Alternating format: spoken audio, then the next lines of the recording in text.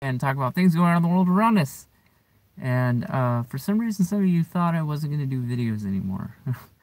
I'm going to do less of them, but this one was too important to pass up. A very historical moment that's really, really, really scarily surreal to many people is Kim Jong-un walking across the South Korean border to give that's how infamous Kim Jong-un is. I don't even know the South Korean president's name. Give him a handshake. Walk across the border.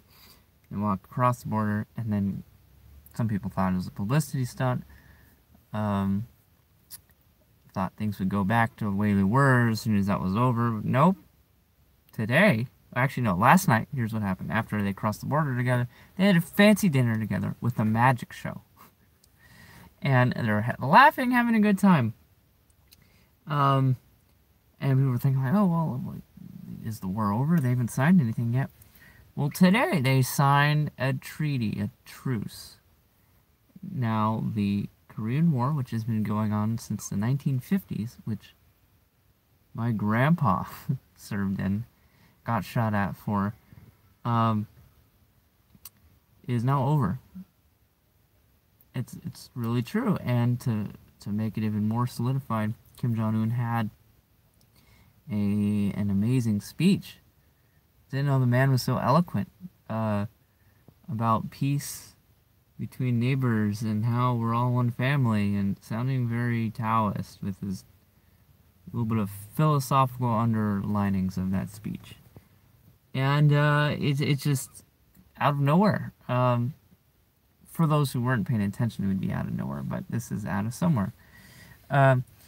There's two kinds of discussion happening right now in politics. One is the left is saying, like, Trump's trying to take credit.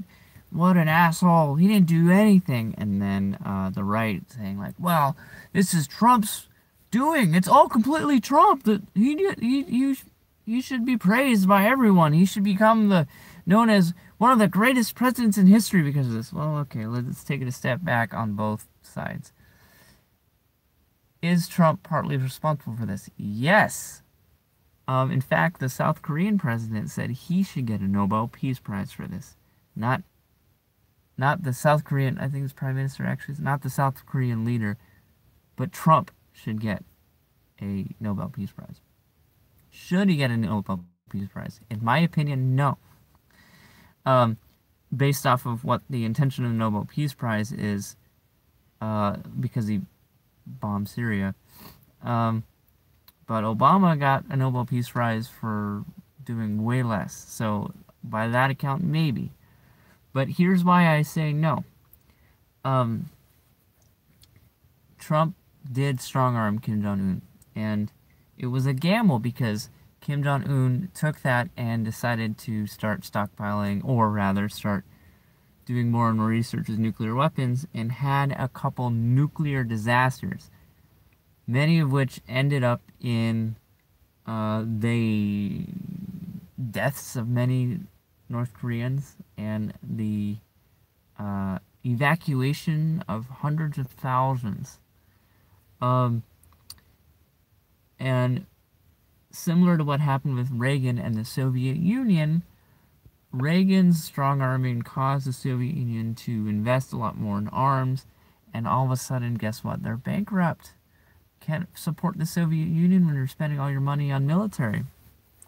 So, in a weird way, the same thing happened in North Korea. They started investing billions of whatever Korean dollars are into nuclear weapons, and had a couple mishaps and some deaths, and now they have a big cleanup they have to deal with without the financial means to do so. And what's just south of their border? South Korea, a country which has the wealthiest city in the world, Seoul, per capita. That means wealthiest residents per capita. And one of the most financially resilient countries on Earth. And it just so happens that the most oppressive a regime in all of Asia is right next to the most free in North Korea and South Korea.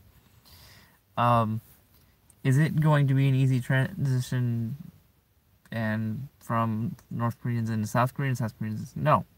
It's not going to be like when the Berlin Wall fell because it's not one country.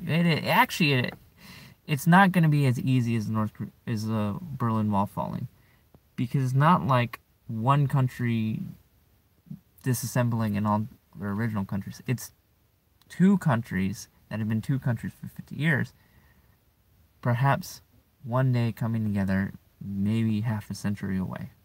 But it's a big, huge step.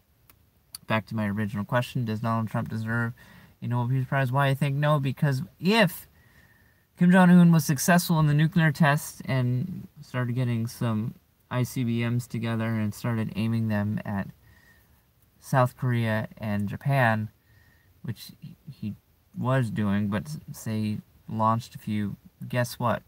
Trump would then, being a man of his word, would then go and push the red button, and there may be millions of people dead in North Korea, not just because of the terrible living conditions there, but because of Trump nuking North Korea.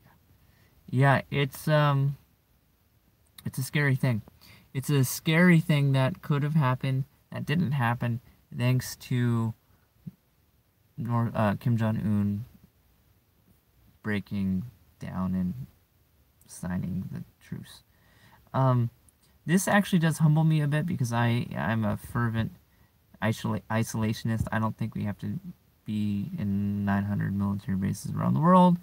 I don't think we have to be in the Middle East for 15 years. But I do see value in it when things like this happen.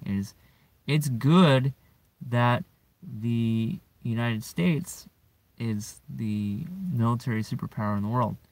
It would be bad if Russia was, or China has a pretty strong military, but it would be bad if they were the strongest because having been to China and having spent a month in China, I can tell you there are a lot of areas in China that aren't very free.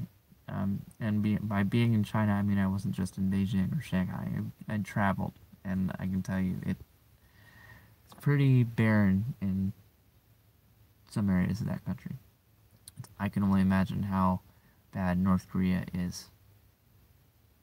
Anyways, that's it for me. Do you think Donald Trump deserves a Nobel Peace Prize for the Korean War finally ending 50 years later?